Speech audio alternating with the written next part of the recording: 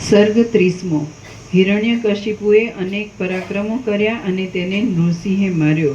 આ 30મા સર્ગમાં હિરણ્યકશિપુનું પરાક્રમ, પ્રહલાદ આદિ પુત્રોની ઉત્પત્તિ, નૃસિંહના હાથથી હિરણ્યકશિપુનો વધ અને પ્રહલાદના હાથથી તેની ઔર્ધ્વદૈહિક ક્રિયા એટલી કથા કહેવામાં આવશે।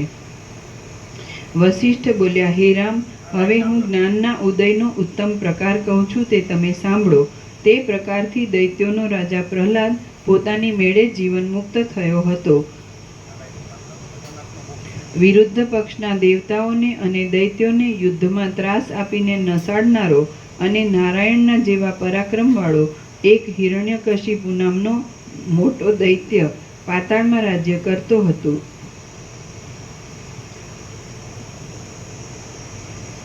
પૃથ્વી, અંતરિક્ષ તથા સ્વર્ગ એ ત્રણેય લોકને દબાવનારા એ દૈત્યે જેમ રાજહંસ ભ્રમરના રાજ્યરૂપી મોટી પાંખડીઓવાળા કમળને હરી લે છે, તેમ ઇન્દ્રના રાજ્યરૂપી ત્રૈલોક્યને હરી લીધું હતું। જેમ હાથી હંસોને અને ભ્રમરોને દૂર કરી નાખીને કમળવનમાં રાજ્ય કરે છે, તેમ હિરણ્યકશિપુએ દેવતાઓને અને દૈત્યોને જીતીને જગતનું રાજ્ય કરવા માંડ્યું હતું। જેમ વસંત ઋતુ કાળે કરીને અંકુરોને ઉત્પન્ન કરે છે, તેમ ત્રૈલોક્યના અધિપતિ એ હિરણ્યકશિપુએ કાળે કરીને 10 પુત્રોને ઉત્પન્ન કર્યા હતા। જેમ આકાશના પરાભવથી શોભનારા સૂર્યના તેજસ્વી કિરણો થોડા સમયમાં વૃદ્ધિ પામે છે, તેમ દેવલોકના પરાભવથી શોભનારા એ હિરણ્યકશિપુના 10 તેજસ્વી પુત્રો થોડા સમયમાં જ વૃદ્ધિ પામ્યા। જેમ સઘળા અમૂલ્ય મણિઓમાં કૌસ્તુભ મણિ પ્રધાન છે, તેમ એ સઘળા તેજસ્વી પુત્રોમાં બળવાન પ્રહલાદ નામનો મુખ્ય પુત્ર યુવરાજ હતો। જેમ વર્ષ સઘળી સુંદરતાવાળા વસંતથી અત્યંત શોભે છે, તેમ હિરણ્યકશિપુ સઘળી સુંદરતાવાળા એ પ્રહલાદ નામના પુત્રથી અત્યંત શોભવા લાગ્યો। પછી પુત્રોની સહાયતાવાળો અને સેનાની તથા ભંડારની પ્રબળ સંપત્તિવાળો એ હિરણ્યકશિપુ 3 સ્થળેથી મદ ઝરતા હાથીની જેમ મદોન્મત્ત થયો હતો। તેનો પ્રતાપ પ્રલયકાળના સૂર્યોના સમૂહની જેમ અત્યંત તીવ્ર લાગતો હતો અને તેણે નવા નવા કરો નાખ્યા હતા। આથી બહુ પીડા થવાને લીધે ત્રણેય લોક ખેદ પામતા હતા। જેમ દુષ્ટ કાર્યોમાં ચપળતાથી લંપટ થયેલા છોકરાની દુષ્ટતાથી તે છોકરાના સંબંધીઓ પરિતાપ કરે છે, તેમ દુષ્ટ કાર્યોમાં તત્પર થયેલા હિરણ્યકશિપુની દુષ્ટતાથી સૂર્ય તથા ચંદ્રાદિ દેવતાઓ પરિતાપ કરવા લાગ્યા। આથી સઘળા દેવોએ તે હિરણ્યકશિપુ રૂપી મોટા હાથીનો વધ કરવાને વિષ્ણુની પ્રાર્થના કરી। મહાત્મા પુરુષો પણ વારંવાર કરવામાં આવતા અપરાધોને સહન કરે નહીં, એ સ્વાભાવિક છે। મહાત્મા પુરુષો પણ વારંવાર કરવામાં આવતા અપરાધોને સહન કરે નહીં, એ સ્વાભાવિક છે। એ પ્રાર્થના ઉપરથી વિષ્ણુએ હિરણ્યકશિપુને મારવા માટે નૃસિંહનું સ્વરૂપ ધર્યું। એ સ્વરૂપની પ્રબળ ગર્જના જાણે પ્રલયકાળમાં ઊંધા વળી જતા બ્રહ્માંડોનો ઘૂઘવાટ થતો હોય તેવી લાગતી હતી। ઐરાવતના દાંતો જેવા તેના મોટા નખો વજ્રાદિ પ્રબળ શસ્ત્રો જેવા દેખાતા હતા। તેના દાંતોનું મંડળ સ્થિર થયેલી વીજળીઓના સમૂહની જેમ ચમકતું હતું અને અગ્નિઓ જેવા તેના પ્રદીપ્ત કુંડળો માથું હલાવવાને લીધે 10 દિશાઓમાં ભ્રમણ કરતા હતા। તેનું પેટ જાણે સઘળા મોટા પર્વતોનો એકઠો થયેલો ગોળો હોય એવું વિકટ જણાતું હતું। વૃક્ષોના જેવા તેના ઊંચા ઊંચા હસ્તોના પરિવર્તનોથી સઘળું બ્રહ્માંડરૂપી ખપ્પર જાણે ચલિત થઈને ફાટી પડવા લાગ્યું હોય એવું જણાતું હતું। મોઢામાંથી નીકળતા તેના શ્વાસના પવનોથી પર્વત પણ ઉડી જતા હતા। તેનો કોપ જાણે ત્રૈલોક્યને બાળી નાખવા સારું પ્રલયકાળનો અગ્નિ તૈયાર થયો હોય એવો જણાતો હતો। કેશવાળીથી વિકટ લાગતા તેના પુષ્ટ ખભાઓના ચલનોથી સૂર્ય પણ ભડકીને દૂર થઈ જતો હતો। તેના રૂંવાડાઓના છિદ્રોમાંથી ઉડતી અગ્નિની જ્વાળાઓથી સઘળા પર્વતો પીળા થઈ ગયા હતા। તેના સઘળા અવયવોમાંથી પટ્ટીશ, પ્રાસ અને તોમર આદિ શસ્ત્રો નીકળ્યા કરતા હતા અને એ રૂપના આડંબરથી ઉથલ પાથલ થઈ જતી સઘળી દિશાઓ જાણે મોટા મોટા પર્વતોને ઉખેડીને મોટી ભીંત બનાવવાને તૈયાર થઈ હોય એવી જણાતી હતી। હે રામ, વિષ્ણુએ એવું ભયંકર નૃસિંહ રૂપ ધારણ કરીને કડકડાટી કરી અને હાથી જેમ યુદ્ધમાં ઘોડાને મારી નાખે તેમ તેમણે એ દૈત્ય હિરણ્યકશિપુને મારી નાખ્યો.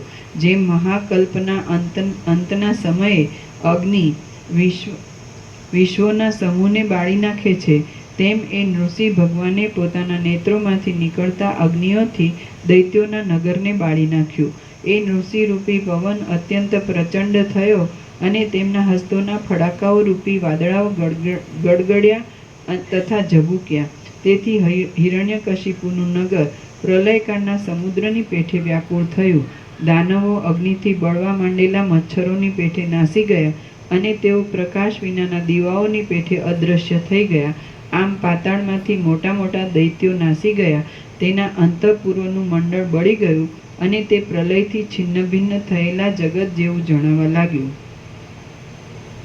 સમય વિનાના પ્રલયકાળ જેવા અને દેવતાઓએ આદરથી પૂજેલા નૃસિંહ ભગવાન હિરણ્યકશિપુને સમય વિનાના પ્રલયકાળ જેવા અને દેવતાઓએ આદરથી પૂજેલા નૃસિંહ ભગવાન હિરણ્યકશિપુને મારીને ક્યાંય જતા રહ્યા. એટલે જેમ સુકાયેલા તળાવમાં પક્ષીઓ આવે તેમ મરવાથી બચી ગયેલા અને પ્રહલાદે પાળેલા દૈત્યો તે બળી ગયેલા પ્રદેશમાં આવ્યા. ત્યાં સઘળા દૈત્યોએ તે સમયમાં ઘટે એવો બંધુઓના નાશનો વિલાપ કર્યો અને મરી ગયેલા પોતપોતાના બંધુઓની સઘળી ઔર્ધ્વદેહિક ક્રિયાઓ કરી. જેમના કેટલાક બંધુઓ હણાઈ ગયા હતા તથા જેમના કેટલાક બંધુઓ નૃસિંહના નેત્રોની જ્વાળાઓથી દાઝી ગયા હતા અને જેઓ મરવાથી બચી ગયા હતા, એવા પોતપોતાના બંધુઓની ધીરે ધીરે તેમણે આશ્વાસના કરી. ત્યાં ચિત્રમાં આલેખ્યા હોય એવા શરીરોવાળા, ચેષ્ટાઓથી રહિત થયેલા, રાખ અંતઃકરણોવાળા, હિમથી બળી ગયેલા કમળો જેવા લાગતા અને શોકથી સળગી રહેલા મનવાળા તે મોટા મોટા દૈત્યો બળી ગયેલા પાંદડા તથા શાખાઓવાળા વૃક્ષોની જેમ નિશ્ચેષ્ટ અને જડ થઈ રહ્યા. શ્રી યોગવાસિષ્ઠ મહારામાયણમાં ઉપશમ પ્રકરણનો હિરણ્યકશિપુ વધ નામનો સર્ગ 30મો સમાપ્ત. સર્ગ 31મો. પ્રહલાદે ખેદપૂર્વક વિચાર કરીને વિષ્ણુની ભક્તિથી વિષ્ણુ ભાવ પ્રાપ્ત કર્યો. આ 31મા સર્ગમાં પ્રહલાદને વિષ્ણુના પરાક્રમની ચિંતા થયાનું, પ્રહલાદે સ્વજનના રક્ષણનો વિચાર કર્યાનું અને તેણે વિષ્ણુની ભક્તિને લીધે વિષ્ણુ ભાવ પ્રાપ્ત થયાનું કહેવામાં આવશે. વસિષ્ઠ બોલ્યા, આમ વિષ્ણુએ પાતાળની ગુફામાં ઘણા ઘણા દાનવોને મારી નાખ્યા. ત્યારે દુઃખોથી ઘેરાયેલા મનવાળો પ્રહલાદ આ પ્રમાણે વિચારવા લાગ્યો, હવે આપણો શો ઉપાય ચાલે? પાતાળમાં અસુરરૂપી જે અંકુર કાંઈક ચમત્કારી ઉત્પન્ન થાય તેને વિષ્ણુરૂપી મૃગ ખાઈ ગયા વિના રહેતો નથી. જેમ હિમાલયમાં અંકુરિત થયેલા કમળો કદી પણ સ્થિર રહી શકતા નથી, તેમ પાતાળમાં ઉત્પન્ન થયેલા બળવાન દૈત્યો કદી પણ સ્થિર રહી શક્યા નથી. પ્રકાશિત આકાશોવાળા, ભારે ઘૂઘવાટી કરનારા અને જેમનો ઉદય થતા સાથે જ નાશનો આરંભ થાય છે, એવા દૈત્યો સમુદ્રના તરંગોની પેઠે ઉત્પન્ન થઈને નષ્ટ થઈ જાય છે. હાય હાય, બહારના તથા અંદરના અમારા સઘળા પ્રકાશને, રાજ્યને તથા ઉત્સાહ આદિને હરી લેનારા અમારા શત્રુઓ દેવો અપૂર્વ અંધકારોની પેઠે વૃદ્ધિ પામ્યા છે. જેમ મધ્યરાત્રિના સમયમાં અંધકારથી પૂર્ણ થયેલા અને સંકોચાતી પાંખડીઓવાળા કમળો ખેદ પામે છે, તેમ આ સમયમાં દુઃખથી પૂર્ણ થયેલા અને સંકોચાતી સંપત્તિઓવાળા આ અમારા બંધુઓ ખેદ પામે છે. દ્વેષથી મેલા થયેલા આ દેવો પૂર્વે પ્રણામ કરવાને સમયે પોતાના મુકુટોથી મારા પિતાના ચરણમાં પ્રણામ કરતા હતા. તેઓ આજે જેમ મૃગો મોટા વનને દબાવી બેસે તેમ મારા પિતાના દેશને દબાવી બેઠા છે. ઉદ્યમોથી તથા લક્ષ્મીથી રહિત થયેલા, રાખ થઈ ગયેલા અને પોતાના દુઃખોને ચારે બાજુ ગાયા કરતા અમારા બાંધવો બળી ગયેલી પાંખડીઓવાળા કમળોની જેમ શોભા વિનાના થઈ ગયા છે. નિરંતર ચાલ્યા કરતા ઉત્પાદ સંબંધી પવનોએ મોટા મોટા દૈત્યોના ઘરોમાં ભૂરા રંગવાળી ભસ્મોરૂપી ઝાકળો નાખી છે અને તે ધૂપના ધુમાડા જેવી જણાય છે. દૈત્યોના અંતઃપુરોના દ્વારો અને કમાડો હરાઈ ગયા છે અને તેમની ભીંતોમાં મરકતમણી જેવા કાળા નવા નવા ખડ ઉગી નીકળ્યા છે. જેમ મારા પિતાના સમયમાં દેવતાઓ દીન થઈ ગયા હતા, તેમ ત્રૈલોક્યરૂપી મોટા સરોવરોને ડોળી નાખવામાં મદોન્મત્ત હાથીઓ જેવા પ્રબળ દૈત્યો પણ આજે દીન થઈ ગયા છે. અહો, દૈવને શું અસાધ્ય છે? જેમણે શત્રુઓના ભયોને જોયા છે, એવી દુઃખી થઈ ગયેલી દૈત્યોની સ્ત્રીઓ ગામમાં આવેલી મૃગલીઓની પેઠે એક પાંદડું જરાક હલતા પણ ત્રાસ પામે છે. જેમના પ્રફુલ્લિત રત્નમય ગુચ્છો દૈત્યોની સ્ત્રીઓને કાનના આભૂષણના કામમાં ઉપયોગી થતા હતા, તે દિવ્ય વૃક્ષો નૃસિંહના હાથથી પાંદડાઓ વિનાના તથા શાખાઓ વિનાના થઈને ઠૂંઠાપણાને પ્રાપ્ત થયા છે. દેવતાઓના નંદનવનમાંથી હરીને અહીં આણેલા અને રત્નગુચ્છોથી ઉન્નતિ પામેલા જે કલ્પવૃક્ષોના પાંદડાઓમાંથી તથા લતાઓમાંથી રત્નો તથા દિવ્ય વસ્ત્રો નીપજતા હતા, તે કલ્પવૃક્ષો હમણાં પાછા નંદનવનમાં રોપાયા છે. પૂર્વે બંદીવાન થયેલા દેવાંગનાઓના વદનોને દૈત્યો જોતા હતા, અને આજે બંદીવાન થયેલી દૈત્યોની સ્ત્રીઓના મુખો તે દેવતાઓ જુએ છે. હું ધારું છું કે જેમ પર્વતોના શિખરોમાંથી નદીઓ વહે છે, તેમ હમણાં દેવોના હાથીઓના ગંડ સ્થળોમાં મદની મોટી મોટી ધારાઓ વહેતી હશે. અમારા હાથીઓના ગંડ સ્થળોમાં તો બળી ગયેલા મદની ભસ્મો સૂકા નિર્જળ પ્રદેશોમાં પડેલી ધૂળ જેવી લાગે છે. જેમના અંગોનો સ્પર્શ કરનારા પવનો કલ્પવૃક્ષના પ્રફુલ્લિત થયેલા નિર્મળ પુષ્પોના પરાગોથી રાતા થઈ જતા હતા, અને જેઓ મેરુ પર્વતના શિખરો જેવા લાગતા હતા, એ દૈત્યો આજ દુર્લભ થઈ ગયા છે. દેવતાઓની અને ગંધર્વોની જે સ્ત્રીઓ લાંબા કાળ સુધી દાનવોના અંતઃપુરોમાં રહી હતી, તેઓ હમણાં જેમ વૃક્ષોમાં મંજરીઓ સ્થિતિ પામે છે, તેમ પાછી સ્વર્ગલોકમાં સ્થિતિ પામી છે. હાય હાય, મારા પિતાની સ્ત્રીઓના વિલાસો આજે સુકાયેલા કમળો જેવા નીરસ થઈ ગયા છે, અને અપ્સરાઓ તેમને પોતાના નૃત્યોની લીલામાં ચાળારૂપ દેખાડીને ધિક્કારે છે. હાય હાય, જેઓ પૂર્વે મારા પિતાને ચામર ઢોળતા હતા, તેઓ જ હમણાં સ્વર્ગમાં ઇન્દ્રને ચામર ઢોળે છે.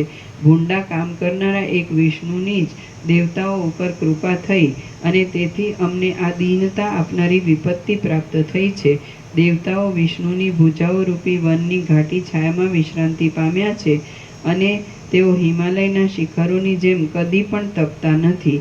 જેમ પર્વતોને શિખરોનો આશ્રય મળવાથી ઊંચાઈ પામેલા વાંદરાઓ કૂતરાને ગુફામાં રોકી દે છે, તેમ વિષ્ણુના પરાક્રમનો આશ્રય મળવાથી ઊંચાઈ પામેલા દેવતાઓએ અમને પાતાળમાં રોકી દીધા છે. જેમ કમલિનીઓના કમળ ઉપર હિમના બિંદુઓ જોવામાં આવે છે, તેમ હમણાં અલંકારોને પણ શોભા આપનારા દૈત્યોની સ્ત્રીઓના મુખો ઉપર આંસુઓના ટીપાં જોવામાં આવે છે. આ જગતરૂપી જૂના મંડપની ભીતો દૈત્યોના પરાક્રમથી વીંખાઈ ગઈ હતી, ભેદાઈ ગઈ હતી અને પડી જતી હતી. તે જ મંડપ આજે ઇન્દ્રનીલ મણિઓના થાંભલાઓ જેવી વિષ્ણુની ભુજાઓથી જ ટકી રહ્યા છે. જેમ કાચબાએ ક્ષીરસાગરની અંદર ડૂબી ગયેલા મંદરાચળને બહાર કાઢીને ધારણ કરી રાખ્યો હતો, તેમ વિષ્ણુએ વિપત્તિમાં ડૂબેલા દૈત્યોના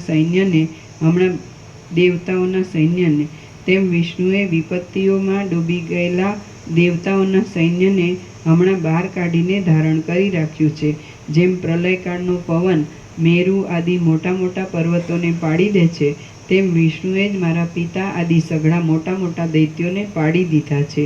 દેવતાઓના સમૂહને આશ્રય આપનારો અને જેની ભુજાઓનો પ્રતાપરૂપી અગ્નિ સઘળા જગતનો સંહાર કરવામાં પણ સમર્થ છે, એવો એક વિષ્ણુ જ અમને વિષમ થઈ પડ્યો છે. દૈત્યોના હસ્ત સમૂહરૂપી વનને કાપી નાખવામાં કુહાડાની ઉપમા ધરાવનારા એ વિષ્ણુના પરાક્રમથી ઇન્દ્ર પરાક્રમશાળી થયો છે, અને જેમ વાંદરો બાળકોને કનડગત કરે છે, તેમ તે દાનવોને કનડગત કરે છે.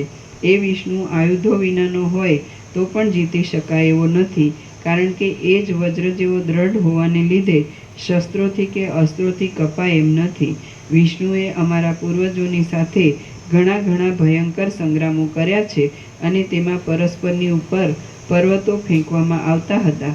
જે વિષ્ણુ તે અત્યંત ભયંકર મોટા મોટા અનેક સંગ્રામોમાં પણ ડર્યો નથી, તે આજ અમારાથી ડરે એ તો વાત જ શી. હું ધારું છું કે વિષ્ણુને ખુલ્લી રીતે વશ કરવાનો એક જ ઉપાય છે, એ વિના બીજો એકે ઉપાય નથી. સઘળા પ્રકારની શ્રદ્ધાથી, સઘળા પ્રકારની સમજણથી અને સઘળી ક્રિયાઓના ઉદ્યોગથી તે વિષ્ણુનો જ આશ્રય લેવો. સઘળા પ્રકારની શ્રદ્ધાથી, સઘળા પ્રકારની સમજણથી અને સઘળી ક્રિયાઓના ઉદ્યોગથી એ વિષ્ણુનો જ આશ્રય લેવો. વિષ્ણુનો આશ્રય લીધા વિના બીજી એકે ગતિ નથી. વિષ્ણુ જગતની ઉત્પત્તિનું, સ્થિતિનું અને પ્રલયનું પણ કારણ છે. તેનાથી અધિક આખા બ્રહ્માંડમાં બીજો કોઈ પણ નથી. આ ક્ષણથી માંડીને હું હવે એ અજન્મા નારાયણને જ શરણે જાઉં છું. હું પોતે સર્વ દેશમાં, સર્વકાળમાં અને સર્વ વસ્તુઓમાં નારાયણ રૂપ જ છું. હું પોતે સર્વ દેશમાં, સર્વકાળમાં અને સર્વ વસ્તુઓમાં નારાયણ રૂપ જ છું. જેમ પવન આકાશમાંથી કદી પણ દૂર થતો નથી, તેમ સઘળા મનોરથોને સિદ્ધ કરનારો નમો નારાયણાય એ મંત્ર મારા હૃદયમાંથી કદી પણ દૂર થશે નહીં. દિશાઓ પણ વિષ્ણુ છે, આકાશ પણ વિષ્ણુ છે, પૃથ્વી પણ વિષ્ણુ છે અને સઘળું જગત વિષ્ણુ છે. તેથી હું પણ અપ્રમેય સ્વરૂપવાળો વિષ્ણુ છું. હું વિષ્ણુ રૂપ જ થઈ ગયો છું. વિષ્ણુ થઈને વિષ્ણુનું પૂજન કરવું એમ શાસ્ત્રમાં કહ્યું છે. માટે વિષ્ણુ થયા વિના જો કોઈ વિષ્ણુનું પૂજન કરે તો પૂજનનું ફળ પ્રાપ્ત થાય નહીં. આ હું પોતે વિષ્ણુ છું. જે વિષ્ણુ છે તે પ્રહલાદ છે અને જે પ્રહલાદ છે તે વિષ્ણુ છે. મારાથી જુદો બીજો કોઈ વિષ્ણુ નથી. એવો મારા મનમાં નિશ્ચય થવાને લીધે હું સર્વવ્યાપક છું. આ અનંત આકાશમાં મોટા ઘેરાવાથી રહેલો અને સુવર્ણ સરખા અંગોવાળો આ ગરુડ મારા આસનરૂપ થયેલો છે. આંગળીઓ રૂપી શાખાઓમાં સઘળા શસ્ત્રોરૂપી પક્ષીઓ રહેવાને લીધે અને નખોના કિરણો રૂપી મંજરીઓથી વ્યાપ્ત હોવાને લીધે મોટા મરકતમણીના વૃક્ષો જેવા લાગતા કોમળ કલ્પવૃક્ષોના પુષ્પોની માળાઓથી ઘેરાયેલા ખભાઓવાળા અને સમુદ્ર મંથનના સમયમાં જેમના બાજુબંધો મંદ્રાચળથી ઘસાયા હતા તેવા આ મારા 4 બાહુઓ છે. ચલાયમાન થતા ચંદ્રની કળાઓના સમૂહ જેવા સુંદર ચામરને ધારણ કરનારી અને ક્ષીરસાગરના ગર્ભમાંથી નીકળેલી આ લક્ષ્મી મારા પડખામાં છે. યત્ન વિના જ પોતાના શ્રવણમાં ત્રૈલોક્યને લલચાવનારી, જાણે ત્રૈલોક્યરૂપી વૃક્ષની મંજરી હોય એવી અને નિર્મળ પ્રકાશવાળી આ કીર્તિ મારા પડખામાં છે. પોતાની ઇન્દ્રજાળોથી વિલાસ કરનારી અને તેથી નિરંતર નવા નવા બ્રહ્માંડોનું નિર્માણ કર્યા કરતી આ માયા મારા પડખામાં છે. લક્ષ્મીની સખી, કલ્પવૃક્ષની લતા જેવી શોભતી અને લીલા માત્રથી ત્રૈલોક્યરૂપી ઝાડીને વશ કરાવનારી આ જયા મારા પડખે શોભે છે. સંસારમાં અજવાળું કરનારા આ ઉષ્ણ સૂર્યદેવ અને શીતળ ચંદ્રદેવ મારા નેત્રરૂપ છે. ઇન્દિવર નામના કમળના જેવી શ્યામ, જળથી ભરેલા મેઘ જેવા સુંદર અને સઘળી દિશાઓને શ્યામતાથી સંયુક્ત કરનારી આ મારા શરીરની કાંતિ ફેલાયેલી છે. ધ્વનિવાળો હોવાને લીધે દેહધારી આકાશ જેવો લાગતો અને ક્ષીરસાગર જેવો ધોળો આ 5 જન્ય નામનો શંખ મારા હાથમાં રહેલો છે. નાભિરૂપી ખાડામાંથી ઉત્પન્ન થયેલું અને જેની કર્ણિકામાં બ્રહ્મારૂપી ભ્રમર રહેલો છે એવું આ સુશોભિત કમળ મારા હાથમાં છે. રત્નોથી વિચિત્ર લાગતા અંગોવાળી મેરુ પર્વતના શિખર જેવી અને દૈત્યોનું તથા દાનવોનું નિકંદન કરનારી આ કૌમોદકી નામની મોટી ગદા મારા હાથમાં છે. સૂર્યના જેવા આકારવાળું, ચમકતા કિરણોવાળું, જ્વાળાઓથી આસપાસના ભાગોને વ્યાપ્ત કરનારું અને શત્રુઓના રુધિરથી ખરડાયેલું હોવાને લીધે સઘળી દિશાઓને રાતા દેખાવાળું કરનારું આ સુદર્શન ચક્ર મારા હાથમાં છે. ધુમાડાની રેખાઓવાળા અગ્નિ જેવું સુંદર લાગતું પ્રજ્વલિત શ્યામ કાંતિવાળું દૈત્યોરૂપી વૃક્ષોને કુહાડા સમાન થયેલું અને ભક્તજનોને આનંદ આપનારું આ નંદક નામનું ખડગ મારા હાથમાં છે. જેમ પ્રલયકાળનો પુષ્કરાવર્તક નામનો મેઘ જળની ધારાઓને વરસાવે છે, તેમ બાણોની ધારાઓને વરસાવનારું શેષનાગ જેવું લાંબુ અને ઇન્દ્રના ધનુષની પેઠે વિચિત્ર લાગતું આ સારંગ નામનું ધનુષ્ય મારી પાસે છે. આ પાર વિનાના ભૂત, ભવિષ્ય અને વર્તમાન કાળના અનેક બ્રહ્માંડોને હું મારા ઉદરમાં અનાદિકાળથી ધારણ કરી રહ્યો છું. આ પૃથ્વી મારા પગરૂપ છે, આ આકાશ મારા મસ્તકરૂપ છે, આ બ્રહ્માંડ મારા શરીરરૂપ છે અને આ દિશાઓ મારી કુખરૂપ છે. મેઘના ગર્ભના જેવી શ્યામ કાંતિવાળો પહાડ જેવા ગરુડ ઉપર બિરાજેલો અને શંખ, ચક્ર તથા ગદાને ધારણ કરનારો સાક્ષાત વિષ્ણુ આ હું છું. જેમ ચંચળ સંસારવાળા ખડના સમૂહો પવનથી ભાગી જાય છે, તેમ આ સઘળા દુષ્ટ ચિત્તવાળા શત્રુઓ મારાથી નાસી જાય છે. નીલકમળના જેવો શ્યામ પીળા વસ્ત્રોવાળો, ગદાને ધારણ કરનારો, વક્ષસ્થળમાં લક્ષ્મીવાળો અને ગરુડ ઉપર આરૂઢ થયેલો આ હું પોતે જ સાક્ષાત વિષ્ણુ છું. હું ત્રૈલોક્યને બાળી નાખવામાં સમર્થ છું. મારી સામે કયો શત્રુ આવી શકે એમ છે? જેમ પ્રચંડ પ્રલયકાળના અગ્નિની સામે પતંગિયું આવે તો તે મરણ પામવાને માટે જ આવે, તેમ મારી સામે કોઈ શત્રુ આવે તો તે મરણ પામવાને માટે જ આવે. જેમ મંદ પ્રભાવો ચક્ષુને રોકી શકે નહીં, તેમ મારી આગળ ઊભેલા આ દેવતાઓ અને દૈત્યો મારા તેજના પ્રસારને રોકી શકતા નથી. હું સર્વ લોકોનો ઈશ્વર સાક્ષાત વિષ્ણુ છું. આ બ્રહ્મા, ઇન્દ્ર, અગ્નિ તથા રુદ્ર આદિ દેવતાઓ ઘણા મુખોમાંથી નીકળતા અનંત વચનોથી મારી સ્તુતિ કરે છે. અત્યંત વૃદ્ધિ પામેલા ઐશ્વર્યવાળો હું સાક્ષાત વિષ્ણુરૂપ થયો છું. હું મારા વાસ્તવિક સ્વભાવથી તો સુખ દુઃખ આદિ સઘળા દ્વંદ્વોથી રહિત છું. આ જે મારું વિષ્ણુ સ્વરૂપ છે તેને હું પ્રણામ કરું છું.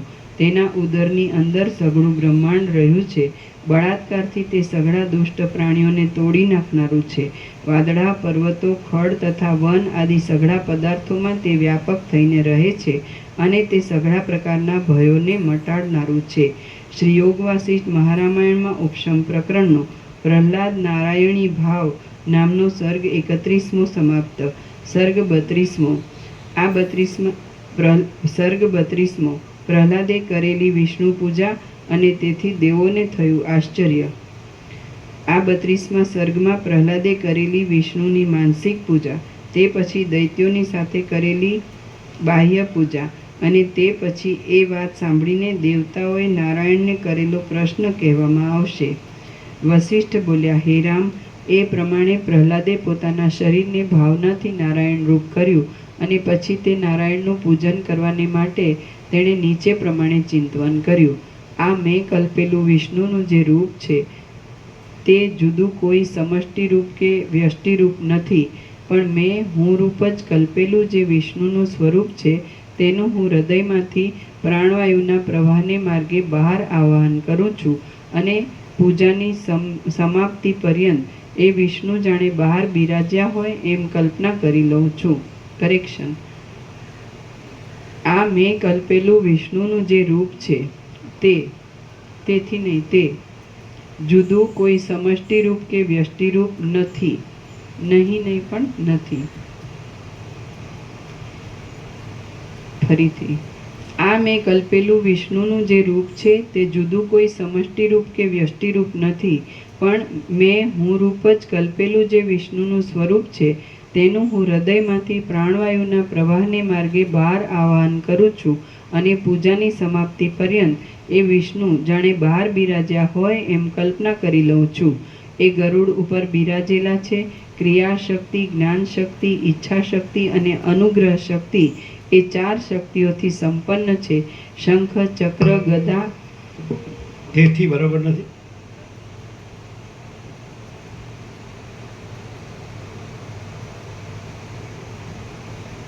તેથી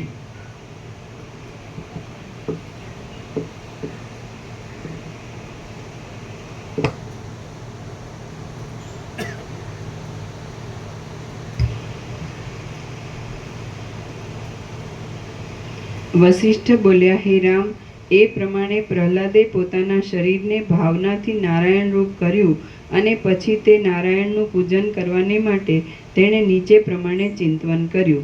આ મેં કલ્પેલું વિષ્ણુનું જે રૂપ છે તેથી જુદું કોઈ સમષ્ટિ રૂપ કે વ્યષ્ટિ રૂપ નથી, પણ મેં હું રૂપ જ કલ્પેલું જે વિષ્ણુનું સ્વરૂપ છે તેનું હું હૃદયમાંથી પ્રાણવાયુના પ્રવાહને માર્ગે બહાર આવાહન કરું છું અને પૂજાની સમાપ્તિ પર્યંત એ વિષ્ણુ જાણે બહાર બિરાજ્યા હોય એમ કલ્પના કરી લઉં છું. એ ગરુડ ઉપર બિરાજેલા છે. ક્રિયા શક્તિ, જ્ઞાન શક્તિ, ઈચ્છા શક્તિ અને અનુગ્રહ શક્તિ એ 4 શક્તિઓથી સંપન્ન છે. શંખ, ચક્ર, ગદા તથા કમળને ધારણ કરનારા છે. શ્યામ શરીરવાળા છે અને 4 ભુજાઓવાળા છે. એ ચંદ્ર તથા સૂર્યરૂપી 2 નેત્રોવાળા છે. વક્ષસ્થળમાં લક્ષ્મીને ધારણ કરનારા છે. સુશોભિત નંદક નામના ખડગથી ભક્તજનોને આનંદ આપનારા છે. વિશાળ નેત્રોવાળા છે. શારંગ નામના ધનુષને ધારણ કરનારા છે અને મહાકાંતિમાન છે. પ્રથમ હું સઘળી સામગ્રીઓથી રમણીયતાવાળી માનસિક પૂજાથી એ વિષ્ણુનું એમના પરિવારો સહિત શીઘ્ર પૂજન કરીશ. તે પછી ફરીવાર બહારના વૈભવોથી ભરપૂર એવા ઘણા રત્નોવાળી બાહ્ય પૂજાથી એ મોટા દેવ વિષ્ણુનું પૂજન કરીશ. હે રામ, એ પ્રમાણે ચિંતન કરી પ્રહલાદ ઘણી સામગ્રીઓથી ભરપૂર કરેલી માનસિક પૂજાથી લક્ષ્મીપતિ ભગવાન વિષ્ણુનું પૂજન કરવા લાગ્યો. તેણે મનથી જ રત્નોના સમૂહોથી જડેલા પાત્રો વડે અભિષેક કર્યો, ચંદન આદિના લેપનો કર્યા, ધૂપો કર્યા, દીવાઓ કર્યા અને અનેક વૈભવોવાળા વિચિત્ર અલંકારો ધરાવ્યા. તેણે મંદાર નામના કલ્પવૃક્ષોના પુષ્પોની માળાઓ ધરાવી અને સુવર્ણના કમળોનો સમૂહ સમર્પણ કર્યો. તેણે કલ્પવૃક્ષોની લતાઓના ગુચ્છોથી અને રત્નમય ગુચ્છોના મંડળોથી તેમનું પૂજન કર્યું. દિવ્ય વૃક્ષોના પલ્લવોથી, અનેક પ્રકારના પુષ્પોની માળાઓથી, પીળા કાંટાસરિયાના પુષ્પોથી, બોરસલીના પુષ્પોથી, મોગરાના પુષ્પોથી, ચંપકના પુષ્પોથી અને નીલકમળોથી તેણે તેમની પૂજા કરી. તેણે રાતા સૌગંધિક નામના કમળોથી, રાતે પ્રફુલ્લિત થનારા કુમુદ નામના કમળોથી, કાસડાના પુષ્પોથી, ખજૂરીના ફળોથી, આંબાના મોરથી, કેસુડાઓથી, આસોપાલવના પુષ્પોથી, ધોળા ધંતુરાના પુષ્પોથી, કરણના પુષ્પોથી, બીલીપત્રોથી અને કિરાતકના પુષ્પોથી પૂજન કર્યું. કદંબના પુષ્પોથી, નાની બોરસલીના પુષ્પોથી, લીમડાના પુષ્પોથી, નગોડના પુષ્પોથી, જુઈના પુષ્પોથી અને કઠના પુષ્પોથી તેણે તેમની પૂજા કરી. તેણે ગુગળના પલ્લવોથી, ભોરીંગણીના પુષ્પોથી, ઘઉંલાના પુષ્પોથી, રાતી કરેણના પુષ્પોથી, ધાતુઓથી રંગેલા પુન્નાગના પુષ્પોથી, આંબાઓથી, જંગલી આંબાઓથી, ગોરોચનથી, હરડેના પુષ્પોથી અને બહેડાના પુષ્પોથી પૂજન કર્યું. સાલિયા, તાડ તથા તમાલના પલ્લવોથી, પુષ્પોથી તથા લતાઓથી, કોમળ કળીઓના સમૂહોથી અને કેસરથી રંગેલા આંબાના મોરોથી તેણે તેમની પૂજા કરી. તેણે કેવડાના પુષ્પોથી, 100 પાંખડીઓવાળા કમળોથી, એલચીઓની મંજરીઓથી, ઘણી સુંદરતાવાળા સઘળા નૈવેદ્યાદિક ઉપાયોથી અને પોતાના શરીરના અર્પણોથી તેમનું પૂજન કર્યું. આમ જગતમાં જેટલા જેટલા પ્રસિદ્ધ વૈભવો છે તે સઘળા વૈભવો વડે અને પરમ ભક્તિપૂર્વક પ્રહલાદે પોતાના અંતઃપુરમાં પોતાના સ્વામી ભગવાન વિષ્ણુનું માનસિક પૂજન કર્યું. માનસિક પૂજન પછી તે દાનવરાજ પ્રહલાદે તે જ અંતઃપુરમાં રહેલા દેવાલયમાં બહારના પ્રત્યક્ષ ચંદન પુષ્પાદિક ઉપહારોથી સંપન્ન કરેલી બાહ્ય પૂજાથી જનાર્દનનું પૂજન કરવાનો આરંભ કર્યો. જે ક્રમથી તેણે માનસિક પૂજન કર્યું હતું તે જ ક્રમથી બહારના પદાર્થોથી પણ વારંવાર વિષ્ણુનું પૂજન કરીને પ્રહલાદ બહુ પ્રસન્ન થયો. પછી પ્રહલાદે ત્યારથી માંડીને પૂર્ણ ભક્તિપૂર્વક નિત્ય તે પ્રમાણે જ વિષ્ણુનું પૂજન કરવા માંડ્યું. પ્રહલાદની એ પદ્ધતિ જોઈને તે નગરના બીજા સઘળા દૈત્યો પણ ઉત્તમ વૈષ્ણવો થયા. રાજા સદાચારથી વર્તે તો સઘળી પ્રજા પણ સદાચારથી વર્તે એ સ્વાભાવિક જ છે. હે રામ, સઘળા દૈત્યો વિષ્ણુના દ્વેષને ત્યજી દઈને વિષ્ણુના ભક્ત થયા છે એ વાત અંતરિક્ષમાં પહોંચી અને સ્વર્ગલોકમાં પણ પહોંચી ગઈ. હે રામ, મરુદગણો સહિત ઇન્દ્ર આદિ દેવો એ વાતથી વિસ્મય પામ્યા કે દૈત્યોએ તે વળી વિષ્ણુની ભક્તિ કેમ સ્વીકારી હશે. આમ વિસ્મયથી આકુળ થયેલા તે દેવો સ્વર્ગલોકમાંથી નીકળ્યા અને ક્ષીરસાગરમાં શેષનાગના શરીર ઉપર બિરાજેલા તે સમર વિજયી શ્રી વિષ્ણુ પાસે ગયા. ત્યાં જઈને તેમણે વિષ્ણુને દૈત્યોનું સઘળું વૃત્તાંત કહી સંભળાવ્યું અને પછી એમને નીચે પ્રમાણે અપૂર્વ વિસ્મયની વાત પૂછી. દેવતાઓ બોલ્યા, હે ભગવાન, દૈત્યો તો સર્વદા આપના દ્વેષી જ હતા. તેઓ હમણાં આપના અત્યંત ભક્ત થઈ ગયા છે. એ શું? આ તો આપની માયા હોય એમ જણાય છે. અત્યંત દુરાચારવાળા અને ધર્મના દ્રઢ માર્ગોને પણ તોડી નાખનારા દૈત્યો ક્યાં અને છેલ્લા ઉત્તમ જન્મોમાં જ મળે એવી જનાર્દનની ભક્તિ ક્યાં? હે ભગવાન, પામર પુરુષ ગુણવાન થયો એ વાત ઉત્પાત રૂપે સમય વિના થયેલી પુષ્પોની પંક્તિની પેઠે સુખદાયી પણ થાય છે અને દુઃખદાયી પણ થાય છે. જ્યાં જે યોગ્ય ન હોય ત્યાં તે શોભતું નથી. જેમ કે કાચના સમૂહની મધ્યમાં મહામૂલ્યવાન મણિ શોભે નહીં. જે જીવ જે પંક્તિનો હોય તે જીવ તે પંક્તિમાં શોભે. જો કે કૂતરા અને બકરા સમાન કદના હોય છે તો પણ બકરાઓની પંક્તિમાં કૂતરો શોભે જ નહીં. અનુચિત છતાં પરસ્પર સંબંધ પામેલી વસ્તુઓને જોવાથી જેવું દુઃખ ઉત્પન્ન થાય છે તેવું દુઃખ શરીરમાં વજ્ર જેવી તીખી સોયો ભૂંકાવાથી પણ થતું નથી. જે પદાર્થ જ્યાં યોગ્યતાથી રહેવો ઘટતો હોય તે પદાર્થ ત્યાં જ શોભે અને ત્યાં જ તે નિંદાને પાત્ર થાય નહીં. કમળ તો જળમાં જ શોભે પણ જમીન પર શોભે નહીં.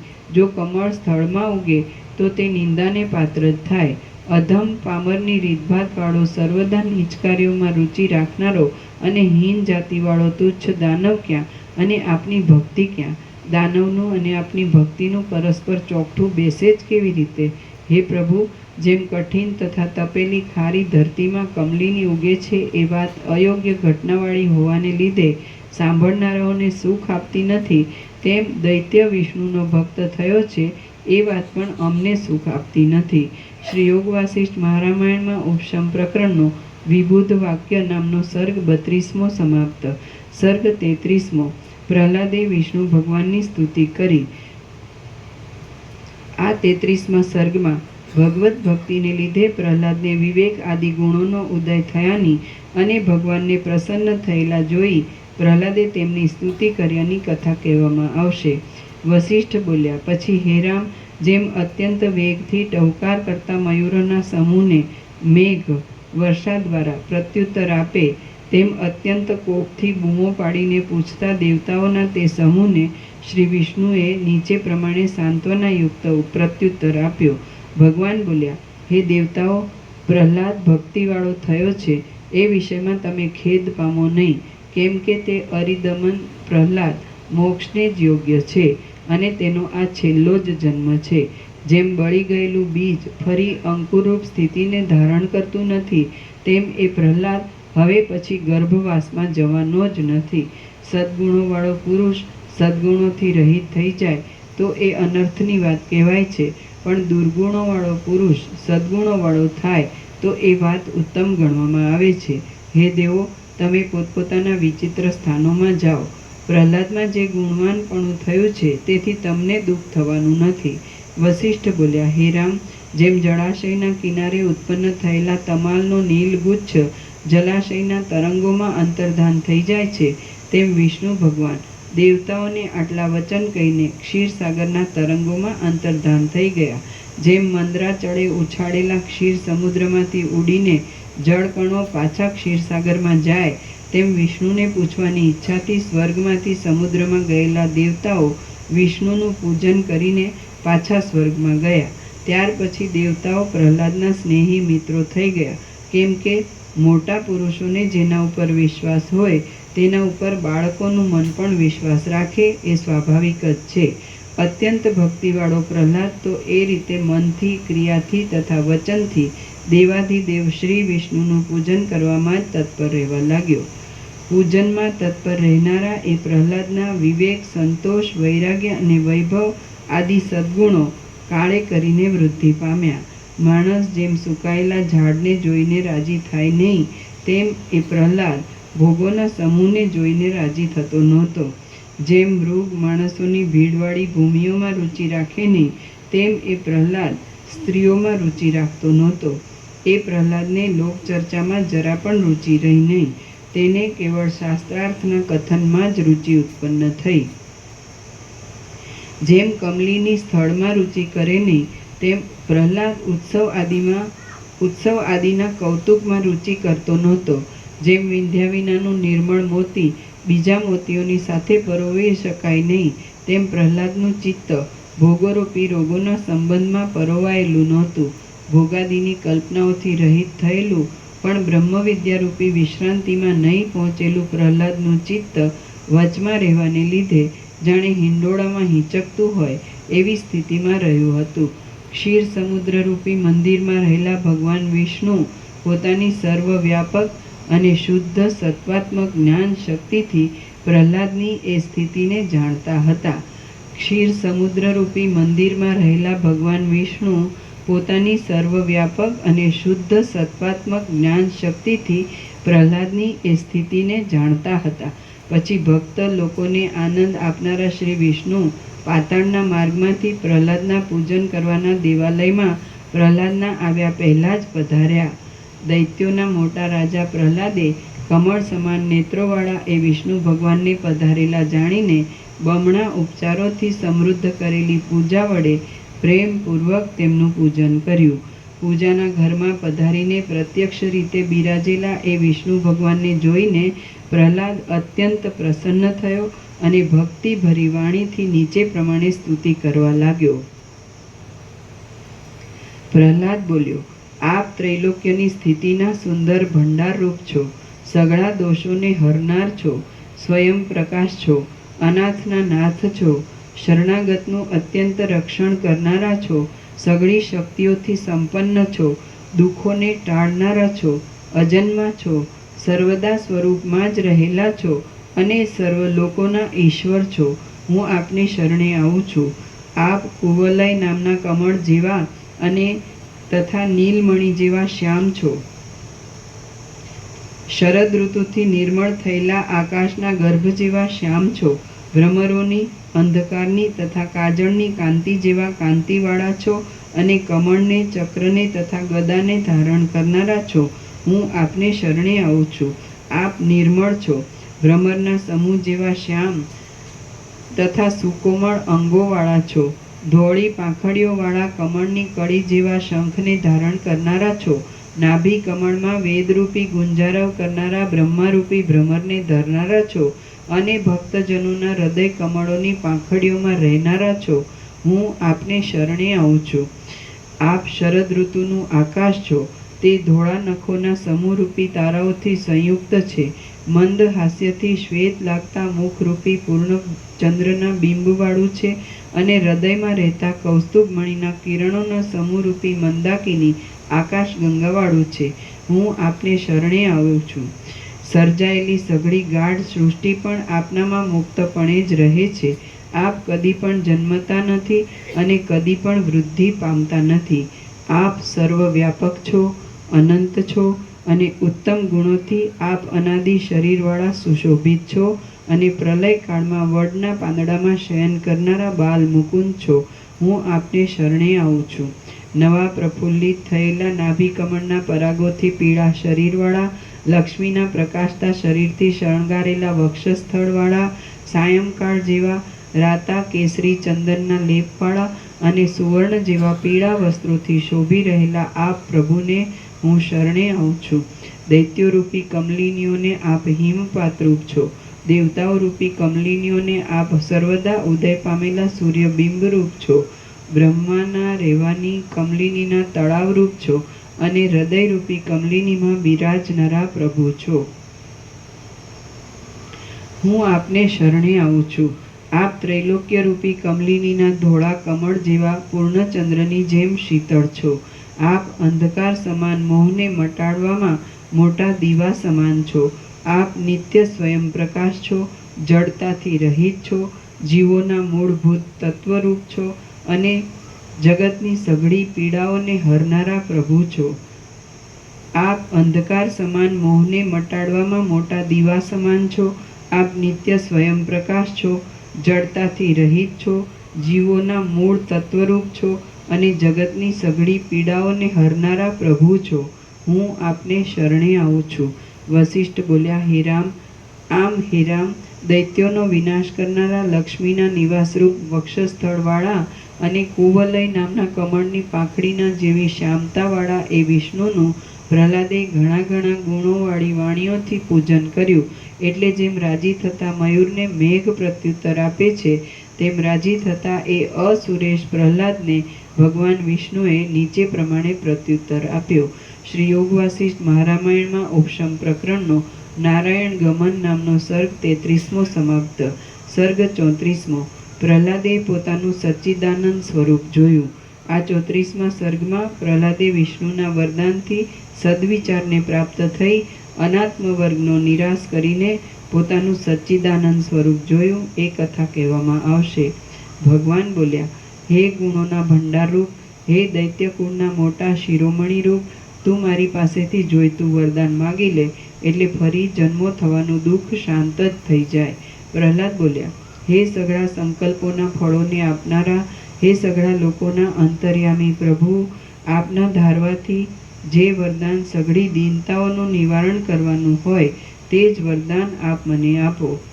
હે સઘળા સંકલ્પોના ફળોને આપનારા, હે સઘળા લોકોના અંતર્યામી પ્રભુ, આપના ધારવામાં જે વરદાન સઘળી દીનતાઓનું નિવારણ કરનારું હોય તે જ વરદાન આપ મને આપો. ભગવાન બોલ્યા, હે નિર્દોષ પ્રહલાદ, બ્રહ્મના સાક્ષાત્કાર રૂપ વિશ્રાંતિ મળવા સુધીનો વિચાર કરવાથી જ અનર્થોની અત્યંત નિવૃત્તિ થાય છે અને પરમાનંદની પ્રાપ્તિ થાય છે, માટે તેનો વિચાર તને પ્રાપ્ત થાઓ. ભગવાન બોલ્યા, હે નિર્દોષ પ્રહલાદ, બ્રહ્મના સાક્ષાત્કાર રૂપ વિશ્રાંતિ મળવા સુધીનો વિચાર કરવાથી જ અનર્થોની અત્યંત નિવૃત્તિ થાય છે અને પરમાનંદની પ્રાપ્તિ થાય છે, માટે તેનો વિચાર તને પ્રાપ્ત થાઓ. વશિષ્ઠ બોલ્યા, હે રામ, જેમ સમુદ્રનો તરંગ ઘૂઘવાટ કરીને પાછો અંદર સમાઈ જાય છે તેમ વિષ્ણુ ભગવાન પ્રહલાદને એટલા વચન કહીને પાછા અંતર્ધાન થઈ ગયા. આમ વિષ્ણુદેવ અંતર્ધાન થઈ ગયા પછી પ્રહલાદે પૂજામાં મણિઓથી તથા રત્નોથી શણગારેલી છેલ્લી પુષ્પાંજલિ આપી. પછી પ્રેમથી ઉત્તમ આસન પર પદ્માસન વાળીને પ્રહલાદે સ્તોત્રનો પાઠ કરવાના સમયમાં ચિત્તથી આ પ્રમાણે ચિંતવન કર્યું. સંસારનું નિવારણ કરનારા વિષ્ણુ ભગવાને મને કહ્યું કે તું વિચારવાળો થા, એટલા માટે હવે હું મનમાં આત્માનો વિચાર કરું.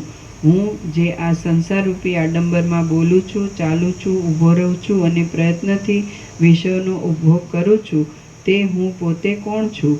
આ જગત જે વૃક્ષોથી, તૃણોથી તથા પર્વતોથી યુક્ત છે તે તો હું નથી. તે જગતરૂપ વસ્તુ અત્યંત બાહ્ય છે તે તો હું નથી. જે જગતરૂપ વસ્તુ અત્યંત બાહ્ય છે તે તો હું નથી. જે જગતરૂપ વસ્તુ અત્યંત બાહ્ય છે તે રૂપ તો હું કેમ જ હોઉં? આ દેહ તો ખોટો જ ઉદય પામેલો છે, બોલવાને પણ સમર્થ નથી, પ્રાણવાયુની પ્રેરણાથી જ થોડોક કાળ સુધી ચાલનારો છે, અલ્પકાળમાં જ પાછો નષ્ટ થનાર છે અને જડ છે. હું તે પણ નથી. શબ્દ કે જે કાનની જડતાવાળી પૂતળીથી જ આ ઊંચો છે, નીચો છે, પદરૂપ છે ને વાક્યરૂપ છે ઇત્યાદિ ભેદો પાડીને કલ્પી લેવામાં આવે છે, ક્ષણ માત્રમાં ક્ષય પામનાર છે. ક્ષય પામનાર હોવાને લીધે શૂન્ય આકારવાળો છે, આકાશથી ઉત્પન્ન થાય છે અને જડ છે. તે શબ્દ પણ હું નથી. સ્પર્શ કે જે ક્ષણ માત્રમાં નષ્ટ થનારી ત્વચાથી જ પમાય છે, સમય પર નથી પણ પમાતો અને ચૈતન્યની સિદ્ધિથી જ સિદ્ધ થાય છે એવો છે તથા જડ છે, તે સ્પર્શ પણ હું નથી. રસ જે ચપળ સત્તાવાળી અનિત્ય જીભથી જ સંબંધ ધરાવનારો છે, તુચ્છ છે, જીભની અણીથી તે કંઠ સુધી જ સ્વાદમાં આવે તેવો છે, અન્નાદિક પદાર્થોમાં રહેલો છે અને જડ છે, તે સ્પર્શ પણ હું નથી. તે રસ પણ હું નથી. રૂપ કે જે ક્ષણ માત્રમાં નષ્ટ થઈ જનારા દ્રવ્ય અને ચક્ષુને જ અધીન છે, ક્ષય પામનાર છે, કેવળ દ્રષ્ટાના જ ઉપભોગને માટે હોવાથી ગૌણ છે અને જડ છે, તે પણ હું નથી.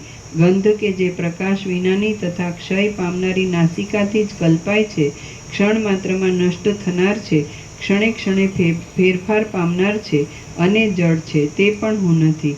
તેવી જ રીતે કર્મેન્દ્રિયોના કર્મો, અહંકાર, મન, બુદ્ધિ કે ચિત્ત એમની ત્રિપુટીઓમાંનો પણ હું નથી, કારણ કે એ સઘળી ત્રિપુટીઓ જડ છે. હું તો મમતા વિનાનો, ચિંતન વિનાનો, શાંત, પાંચે ઇન્દ્રિયોના વિભ્રમોથી રહિત અને જેમાં કાંઈ પણ સંકલ્પ નથી એવો શુદ્ધ ચૈતન્ય જ છું. હું તો મમતા વિનાનો, ચિંતન વિનાનો, શાંત, પાંચે ઇન્દ્રિયોના વિભ્રમોથી રહિત અને જેમાં કાંઈ પણ સંકલ્પ નથી એવો શુદ્ધ ચૈતન્ય જ છું. હું તો દ્રશ્યોથી રહિત કેવળ ચૈતન્ય જ છું. સર્વ દ્રશ્યોને પ્રકાશ આપનાર છું, બહાર તથા અંદર વ્યાપક છું, અંશોથી રહિત છું, નિર્મળ છું અને સત્તા માત્ર જ છું.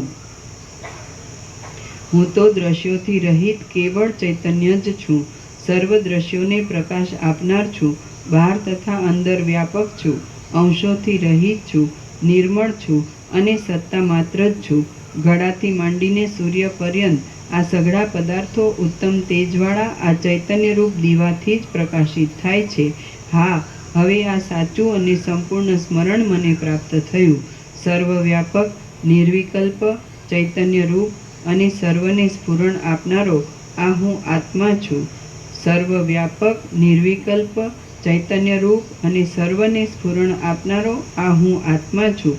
જેમ અંદર રહેલા પ્રકાશરૂપ તેજથી અંગારાઓના કણોની પંક્તિઓ સ્ફુરે છે, તેમ આ સંસારમાં આ ચૈતન્યથી જે વિચિત્ર પ્રકારની ઇન્દ્રિયોની વૃત્તિઓ સ્ફુરે છે, જેમ વ્યાપ્ત થયેલા સૂર્યના તાપથી ઝાંઝવાના પાણી સ્ફુરે છે, તેમ સર્વવ્યાપક આ ચૈતન્યથી જ વિચિત્ર પ્રકારની ઇન્દ્રિયોની પંક્તિઓ સ્ફુરે છે. જેમ વસ્ત્રોનું શ્વેત આદિ રૂપો હોવાનું દીવાથી સિદ્ધ થાય છે, તેમ પૃથ્વી આદિ પદાર્થોનું પદાર્થપણું આ ચૈતન્યથી જ સિદ્ધ થાય છે. જેમ અરીસો સઘળી વસ્તુઓના પ્રતિબિંબોનું સ્થળ છે, તેમ આ આત્મા જ સઘળા પ્રાણીઓના દેહ, ઇન્દ્રિય આદિ અનુભવોનું સ્થળ છે. આ એક નિર્વિકલ્પ ચૈતન્યરૂપી દીવાના અનુગ્રહથી જ સૂર્ય ઉષ્ણ છે, ચંદ્ર શીતળ છે, પર્વત ઘનરૂપ છે અને જળ દ્રવરૂપ છે. આકાશમાંથી વાયુ થયો, વાયુમાંથી તેજ થયું, તેજમાંથી જળ થયું અને જળમાંથી પૃથ્વી થઈ ઇત્યાદિ ક્રમથી અનુભવમાં આવેલા સઘળા પદાર્થોની ઉત્પત્તિ સંબંધી વ્યવસ્થાનું મુખ્ય કારણ એ વ્યાપક ચૈતન્ય જ છે. ચૈતન્યનું કારણ બીજું કોઈ પણ નથી. જેમ પૃથ્વી આદિનું તપ્તપણું સૂર્યના તાપથી જ ઉદય પામે છે, તેમ ક્રમથી અનુભવમાં આવતા સઘળા પદાર્થોનું પદાર્થપણું આ આત્માથી જ ઉદય પામે છે. જેમ હિમથી જ શીતળપણું ઉત્પન્ન થયું છે, તેમ વાસ્તવિક રીતે નિરાકાર અને અવિદ્યાથી સઘળા કારણોના કારણરૂપ આ આત્માથી જ આ જગત ઉત્પન્ન થયું છે. બ્રહ્મા, વિષ્ણુ, ઇન્દ્ર અને રુદ્ર આદિ આ જગતની સ્થિતિના કારણોરૂપ છે, પણ તેમનું પણ આદિ કારણ આ ચૈતન્ય જ છે.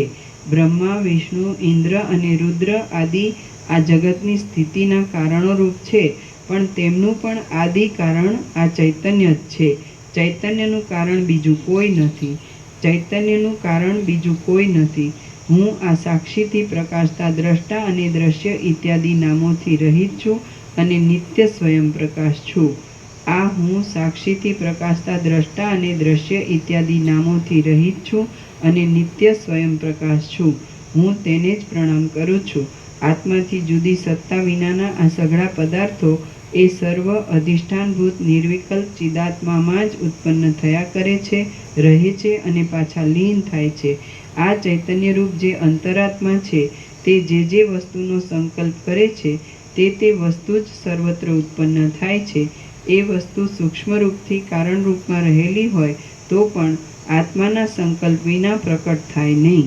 ચૈતન્ય જે વસ્તુને સ્ફુરણ તથા સત્તા આપીને સંકલ્પથી પ્રકટ કરે છે, તે જ વસ્તુ વ્યવહારના વિષયપણાને પ્રાપ્ત થાય છે. ચૈતન્ય જે વસ્તુને સ્ફુરણ તથા સત્તા આપીને સંકલ્પથી પ્રકટ કરતું નથી, તે વસ્તુ કદાચ હોય તો પણ નષ્ટ જ છે. આ ઘટપટ આદિ વિકારોવાળી જગત સંબંધી અનેક પ્રકારની પદાર્થોની પંક્તિઓ આ ચિદાકાશરૂપી મોટા અરીસામાં સંકલ્પથી જ જોવામાં આવે છે. સંકલ્પ વૃદ્ધિ પામે તો એ વસ્તુઓ વૃદ્ધિ પામે છે અને સંકલ્પ ક્ષય પામે તો એ વસ્તુઓ ક્ષય પામે છે.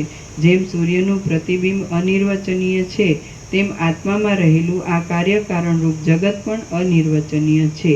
આ ચૈતન્ય જો કે સઘળા પ્રાણીઓને અદૃશ્ય છે, તો પણ જેમનું ચિત્ત ગલિત થયું હોય છે, તેમને તે દ્રશ્ય છે. આ ચૈતન્ય જો કે સઘળા પ્રાણીઓને અદૃશ્ય છે, તો પણ જેમનું ચિત્ત ગલિત થયું હોય છે, તેમને તે દ્રશ્ય છે. મહાત્મા પુરુષો જ આ અત્યંત નિર્મળ પરમ ચિદાકાશને જુએ છે. મહાત્મા પુરુષો જ આ અતિ નિર્મળ પરમ ચિદાકાશને જુએ છે. વ્યવહારોરૂપી ભ્રમરોવાળી અનેક દ્રશ્યોરૂપી આ સુંદર મંજરી આ આત્મારૂપી વૃક્ષમાંથી જ ઉદય પામે છે. જેમ વિચિત્ર પ્રકારના વૃક્ષ તથા જાળાવાળી વનોની પંક્તિ પર્વતમાંથી ઉદય પામે છે, તેમ આ સંસારરૂપી ચપળ રચના આ ચૈતન્યમાંથી જ ઉદય પામે છે. બ્રહ્માંડમાં રહેનારા બ્રહ્માથી માંડીને તે તૃણ પર્યંતના પદાર્થમાં જે સત્તા અને સ્ફુરણ છે તે આત્મામાં જ છે. માટે સર્વમાં આ એક જ ચિદાત્મા પ્રકાશે છે. આ હું એક જ છું, સર્વમાં વ્યાપક છું અને સઘળા સ્થાવર જંગમોની અંદર અનુભવ રૂપે રહ્યો છું. બ્રહ્માંડમાં રહેનારા બ્રહ્માથી માંડીને તે તૃણ પર્યંતના પદાર્થમાં જે સત્તા અને સ્ફુરણ છે તે આત્મામાં જ છે. માટે સર્વમાં આ એક જ ચિદાત્મા પ્રકાશે છે. આ હું એક જ છું, સર્વમાં વ્યાપક છું અને સઘળા સ્થાવર જંગમોની અંદર અનુભવ રૂપે રહ્યો છું. હું જે ચૈતન્ય છું, હું જે ચૈતન્ય જ છું, તેના જ આ સંખ્યા આદિથી રહિત એવા સ્થાવર જંગમ નામના ઘણા ઘણા શરીરો છે. મારાથી અન્ય કોઈ અનુભવ ઘટતો નથી. એથી આ હું એક જ સ્વયં પ્રકાશ અનુભવરૂપ છું. મારાથી અન્ય કોઈ અનુભવ ઘટતો નથી. એથી આ હું એક જ સ્વયં પ્રકાશ અનુભવરૂપ છું. દ્રષ્ટા, દર્શન અને દ્રશ્ય આદિ સઘળી ત્રિપુટીઓ મારાથી જ પ્રકાશે છે. માટે સર્વના હસ્તોથી હું 1000 હસ્તોવાળો છું અને સર્વના નેત્રોથી હું 1000 નેત્રોવાળો છું. સર્વના હસ્તો એ જ મારા હસ્તો છે અને સર્વના નેત્રો એ જ મારા નેત્રો છે. આ હું જ આકાશમાં સુંદર સૂર્યરૂપે વિહાર કરું છું અને હું જ આકાશમાં વાયુરૂપે વિહાર કરું છું. સર્વ અવયવોમાં શ્યામતાવાળા શંખ, ચક્ર તથા ગદાને ધારણ કરનારા અને સંપૂર્ણતાવાળા સઘળા સૌભાગ્યની પરાકાષ્ઠારૂપ આ વિષ્ણુ સ્વરૂપે હું જ જગતમાં વ્યવહાર કરું છું. કમળરૂપી આસન પર બેસનારા, નિર્વિકલ્પ સમાધિમાં રહેનારા અને પરમ આનંદને પ્રાપ્ત થયેલા બ્રહ્મા રૂપે હું એ જ વિષ્ણુની નાભીમાં ઉત્પન્ન થયેલો છું. હું જ ત્રિનેત્ર મૂર્તિથી ગૌરીના મુખ કમળને ચુંબન કરતો ભ્રમર છું.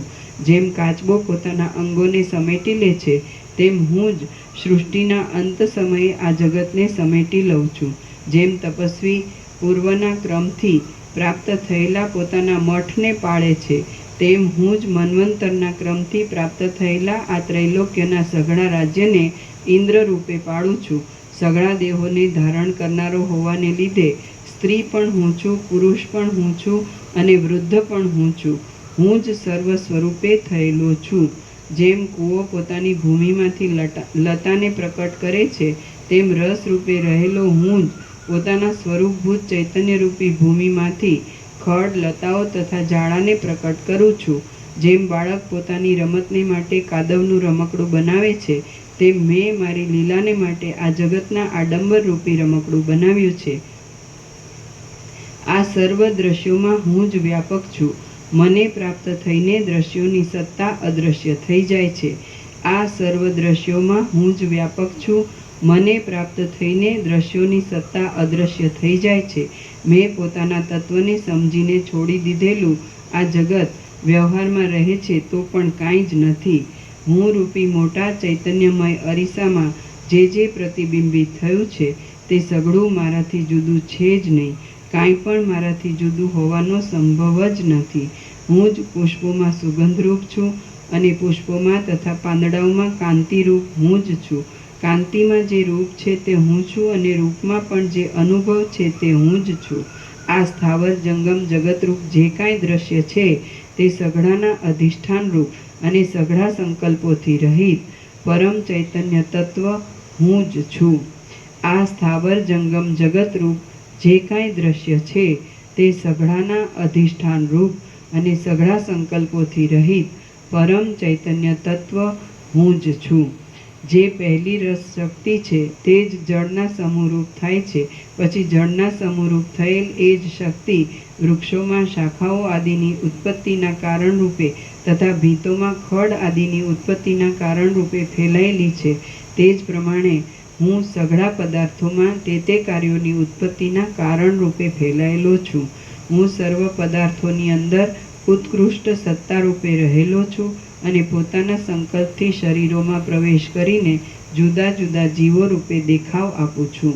જેમ દૂધની અંદર ઘી રહેલું છે અને જળની અંદર રસ રહેલો છે, તેમ સઘળા પદાર્થોની અંદર હું જ સત્તા રૂપે અને સ્ફુરણ રૂપે રહેલો છું. જેમ દૂધની અંદર ઘી રહેલું છે અને જળની અંદર રસ રહેલો છે, તેમ સઘળા પદાર્થોની અંદર હું જ સત્તા રૂપે અને સ્ફુરણ રૂપે રહેલો છું. જેમ ખડ, કાષ્ઠ તથા ઢેફા આદિ સઘળું પૃથ્વીમાં રહેલું છે, તેમ ભૂત, ભવિષ્ય અને વર્તમાન કાળનું આ જળ જગત મારા સ્વરૂપમાં જ એક ભાગમાં રહેલું છે. સઘળી દિશાઓના અવકાશોમાં ભરપૂર રહેલો, જરા પણ સંકોચરૂપી વિભ્રમથી રહિત, સર્વમાં રહેલો અને સર્વનો કરતા હું જ વ્યષ્ટિ રૂપે તથા સમષ્ટિ રૂપે રહેલો છું. સઘળી દિશાઓના અવકાશોમાં ભરપૂર રહેલો, જરા પણ સંકોચરૂપી વિભ્રમથી રહિત, સર્વમાં રહેલો અને સર્વનો કરતા હું જ વ્યષ્ટિ રૂપે તથા સમષ્ટિ રૂપે રહેલો છું. અહો, શસ્ત્રોથી દેવોનો નાશ કર્યા વિના જ અને ઇન્દ્રને બાંધી લીધા વિના જ આ જગતનું અપૂર્વ અને વિસ્તીર્ણ રાજ્ય વગર માગે મને મળી ચૂક્યું. અહો, હું અત્યંત વિશાળ સ્વરૂપવાળો છું. જેમ કલ્પના અંતે પવને ચલાયમાન કરેલો પ્રલય સાગર પોતામાં સમાય નહીં, તેમ હું પણ પોતાથી પોતામાં સમાતો નથી. જેમ ક્ષીરસાગરમાં ફરનારો અલ્પગતિવાળો સર્પ ક્ષીરસાગરના અંતને પામે નહીં, તેમ સ્વસ્થ અને અંદર પોતાની મેળે જ નિરતિશય આનંદરૂપે અનુભવમાં આવેલા મારા સ્વરૂપમાં રહેલો હું મારા સ્વરૂપના અંતને પામતો નથી. જેમ ક્ષીરસાગરમાં ફરનારો અલ્પગતિવાળો સર્પ ક્ષીરસાગરના અંતને પામે નહીં, તેમ સ્વસ્થ અને અંદર પોતાની મેળે જ નિરતિશય આનંદરૂપે અનુભવમાં આવેલા મારા સ્વરૂપમાં રહેલો હું મારા સ્વરૂપના અંતને પામતો નથી. આ મારા સ્વરૂપમાં કલ્પાયેલી બ્રહ્માંડરૂપી ગુફા તો બહુ જ નાની અને સાંકડી છે, કારણ કે જેમ હાથી બિલામાં સમાય નહીં, તેમ મારું વિસ્તીર્ણ સ્વરૂપ આ બ્રહ્માંડમાં સમાતું નથી.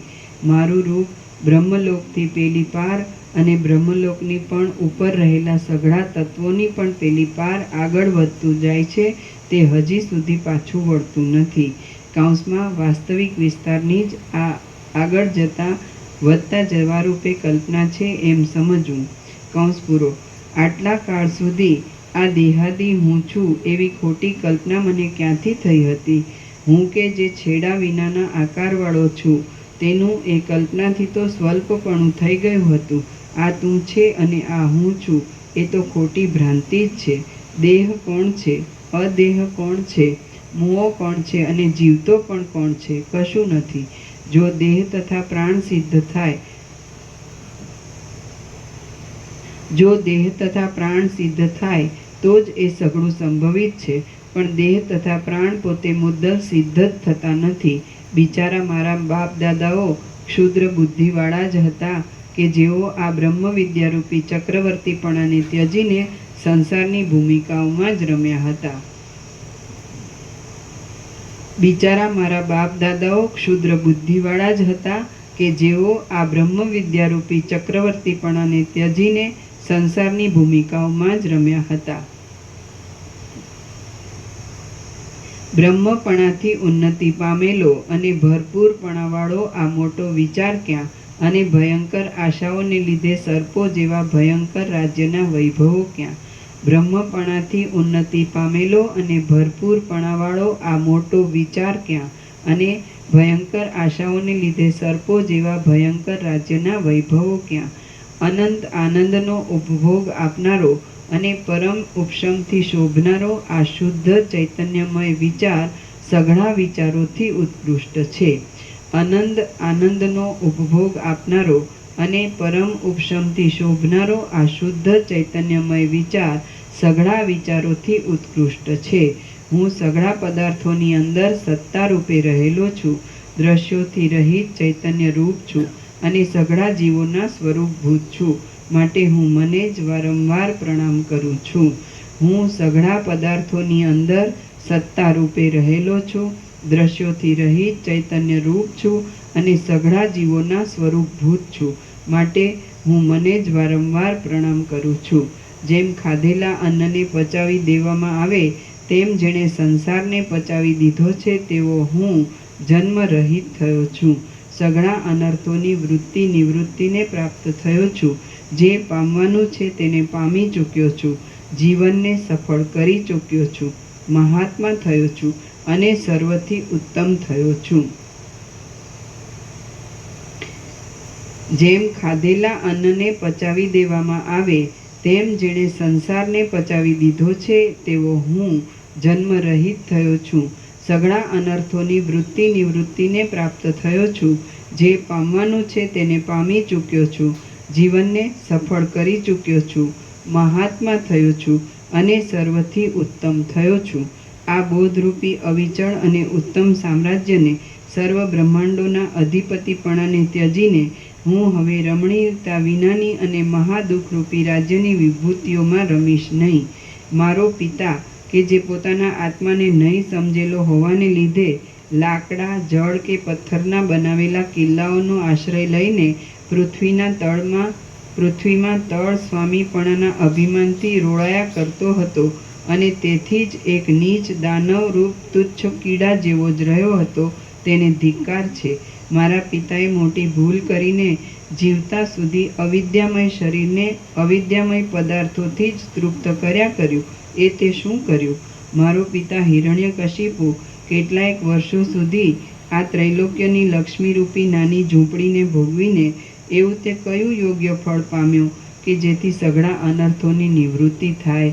મારા પિતાએ આ આનંદનો સ્વાદ નહીં લેતા જગતના સેંકડો રાજ્યોનો સ્વાદ લીધો તો પણ કશો સ્વાદ લીધો નથી. જે પુરુષ આ બ્રહ્મવિદ્યારૂપી પરમ અમૃતને પ્રાપ્ત થઈને અંદર ભરપૂર થયો હોય તે પુરુષ સંસાર સંબંધી કોઈ પણ સુખને પામ્યો ન હોય તો પણ સંપૂર્ણ અખંડિત સુખને પામ્યો છે. જે પુરુષ આ બ્રહ્મવિદ્યારૂપી પરમ અમૃતને પ્રાપ્ત થઈને અંદર ભરપૂર થયો હોય તે પુરુષ સંસાર સંબંધી કોઈ પણ સુખને પામ્યો ન હોય તો પણ સંપૂર્ણ અખંડિત સુખને પામ્યો છે. જે પુરુષ આ ઉત્તમ પદનો ત્યાગ કરીને સંસાર સંબંધી અલ્પ સુખમાં રુચિ કરે તે મૂર્ખ કહેવાય, પંડિત કહેવાય નહીં. જે પુરુષ આ ઉત્તમ પદનો ત્યાગ કરીને સંસાર સંબંધી અલ્પ સુખમાં રુચિ કરે તે મૂર્ખ કહેવાય, પંડિત કહેવાય નહીં. ઊંટ જ દ્રાક્ષના સુંદર વેલાને ત્યજીને કાંટાઓમાં આસક્ત થાય, બીજા કોઈ આસક્ત થાય નહીં. આ સર્વોત્તમ વિચાર ત્યજીને ક્ષુદ્ર રાજ્યમાં તે કોણ રમે? કયો સમજુ પુરુષ શેરડીના રસને છોડીને કડવા લીમડાનો રસ પીવે? મારા સઘળા બાપદાદાઓ મૂર્ખ જ હતા, કારણ કે તેઓ આ વિચારને ત્યજીને રાજ્યના સંકટમાં જ રમ્યા હતા. આ જ્ઞાન સંબંધી શીતળ વિચારો ક્યાં અને દેહાદિક ભોગ્ય પદાર્થોમાં અહમતા મમતાઓ ક્યાં? આ જ્ઞાન સંબંધી શીતળ વિચારો ક્યાં અને દેહાદિક ભોગ્ય પદાર્થોમાં અહમતા મમતાઓ ક્યાં? પ્રફુલ્લિત નંદનવનના પ્રદેશો ક્યાં અને સૂર્યના કિરણોથી બળેલા નિર્જન દેશોના પ્રદેશો ક્યાં? જેથી રાજ્યની ઈચ્છા પણ કાંઈ રહે નહીં તેવું સઘળું સંપૂર્ણ સુખ આ ચૈતન્યમાં છે. તો એ ચૈતન્ય તત્વનો અનુભવ શા માટે કરવો નહીં? જેથી રાજ્યની ઈચ્છા પણ કાંઈ રહે નહીં તેવું સઘળું સંપૂર્ણ સુખ આ ચૈતન્યમાં છે. તો એ ચૈતન્ય તત્વનો અનુભવ શા માટે કરવો નહીં? ચૈતન્ય કે જે સર્વમાં રહેલું છે, સ્વસ્થ છે, સમ છે, નિર્વિકાર છે અને સર્વરૂપ છે. તેથી જ સર્વકાળમાં સઘળી રીતનું સંપૂર્ણ સુખ સારી પેઠે મળે છે, કારણ કે સ્વસ્થ, સમ અને નિર્વિકાર એવું એ પરમ ચૈતન્ય જ પોતાના સંકલ્પ માત્રથી જ સૂર્યના પ્રકાશની શક્તિને, ચંદ્રની અમૃતમય શક્તિને, બ્રહ્માની મહત્તા શક્તિને, ઇન્દ્રની ત્રૈલોક્યની સત્તા શક્તિને, સદાશિવની આનંદપૂર્ણ શક્તિને, વિષ્ણુની ઉત્કૃષ્ટ શક્તિને, મનની શીઘ્ર ગતિવાળી શક્તિને, વાયુની બળવાન શક્તિને, અગ્નિની દાહક શક્તિને, જળની તૃપ્ત કરનારી શક્તિને, મુનિઓની મોટા તપની સિદ્ધિ શક્તિને, બૃહસ્પતિની વિદ્યા શક્તિને, દેવોની આકાશ ગતિની શક્તિને, પર્વતોની સ્થિર શક્તિને, સમુદ્રની ગંભીર શક્તિને, મેરુની અત્યંત ઊંચા પણારૂપી શક્તિને, બૌદ્ધોની શાંતિપૂર્ણ દયાળુ શક્તિને, મદિરાના મદથી ચપળતા કરનારી શક્તિને, વસંત ઋતુની પુષ્પમય શક્તિને, વર્ષા ઋતુની વાદળાના ગડગડાટવાળી શક્તિને, યક્ષોની માયાવી શક્તિને, આકાશની નિર્લેપ શક્તિને, હિમની શીતળ શક્તિને અને ઉનાળાની તપ્ત શક્તિને ઉત્પન્ન કરનાર છે. પાના પૂર્ણ થયા આખરે. ઓમ ઓમ ઘણા પાના છે. 1 2 ના 2 પાના છે, લઈ લેજો. એવી જ રીતે બીજી પણ ઘણી દેશ કાળ તથા ક્રિયાઓને લગતી અને અનેક આકારોવાળા પદાર્થોથી ઉઠતી ભૂત ભવિષ્ય તથા વર્તમાન શક્તિઓ એ ચૈતન્યથી જ છે. જેમ સૂર્યની પ્રભા વાંકાચૂકા પદાર્થોમાં પડીને વાંકી ચૂકી દેખાતા છતાં પણ વાસ્તવિક રીતે વાંકાચૂકાપણા વિનાની જ અને એકરૂપ જ છે, તેમ ચૈતન્ય સઘળી શક્તિઓ રૂપે ગોઠવાઈને ભેદવાળું દેખાતા છતાં પણ ભેદથી રહિત છે અને એકરૂપ જ છે. જેમ સૂર્યની પ્રભા વાંકાચૂકા પદાર્થોમાં પડીને વાંકી ચૂકી દેખાતા છતાં પણ વાસ્તવિક રીતે વાંકાચૂકાપણા વિનાની જ અને એકરૂપ જ છે, તેમ ચૈતન્ય સઘળી શક્તિઓ રૂપે ગોઠવાઈને ભેદવાળું દેખાતા છતાં પણ ભેદથી રહિત જ છે અને એકરૂપ જ છે. જેમ સઘળી દિશાઓમાં રહેનારા તે કાળ સંબંધી ઘણા પદાર્થોનો પ્રકાશ સૂર્યના પ્રભાવથી જ થયો હતો, થાય છે અને થશે, તેમ સંસારમાં રહેલી તે કાળ સંબંધી દ્રશ્યોની સઘળી દશાઓનો દેખાવ એ નિર્મળ અને વ્યાપક ચૈતન્યથી જ થયો હતો, થાય છે અને થશે. ત્રણેય કાળના પદાર્થોની સેંકડો કલ્પનાઓને કરનારું, છતાં પણ જેમાં કાળનો કોઈ પ્રકારનો ભેદ લાગુ પડતો નથી એવું અને સંકલ્પોને લીધે અનંત બ્રહ્માંડો રૂપે ફેલાયેલું એ વ્યાપક શુદ્ધ ચૈતન્ય પરિપૂર્ણ જ છે.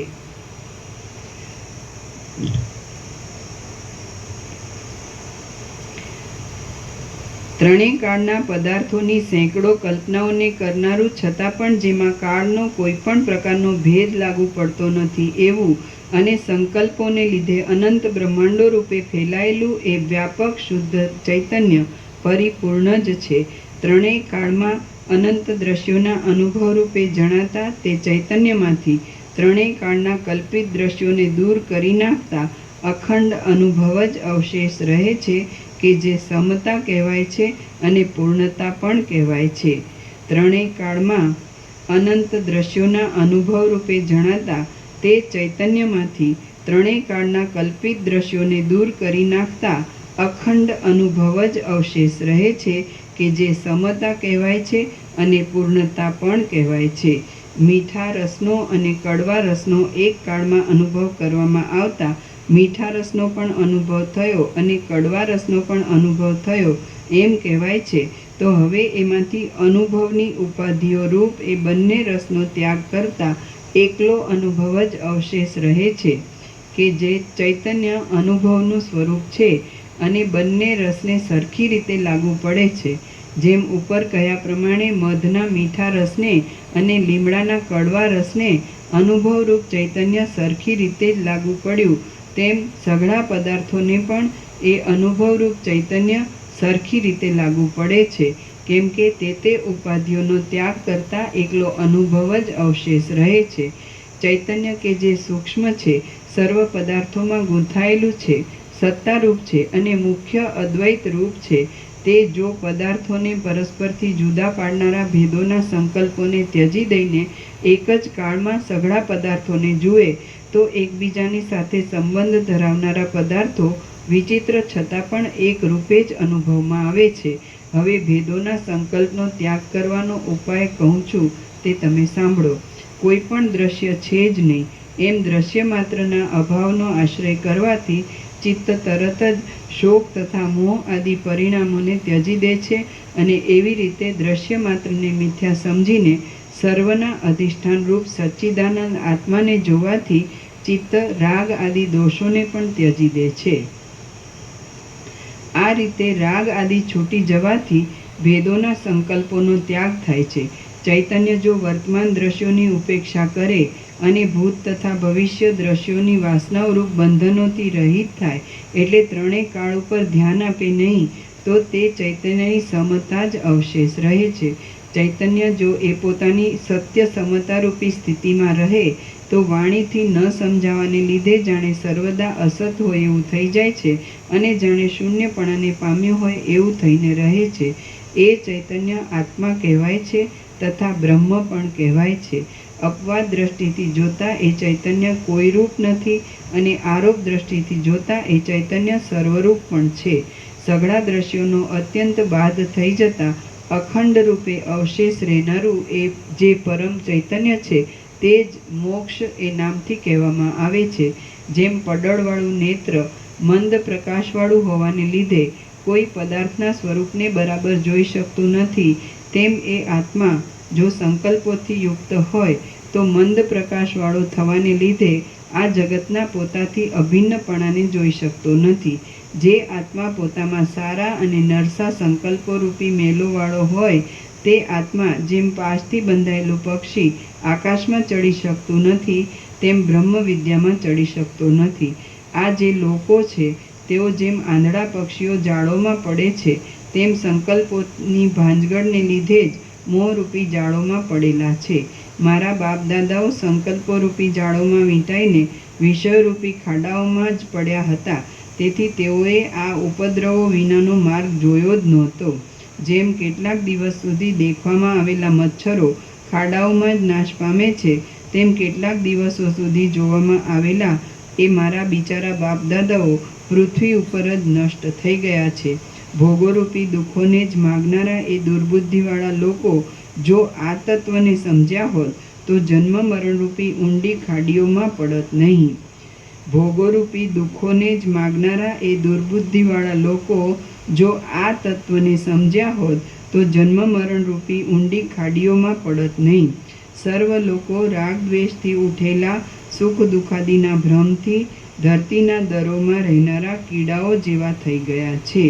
સર્વ લોકો રાગ દ્વેષથી ઉઠેલા સુખ દુઃખાદિના ભ્રમથી ધરતીના દરોમાં રહેનારા કીડાઓ જેવા થઈ ગયા છે.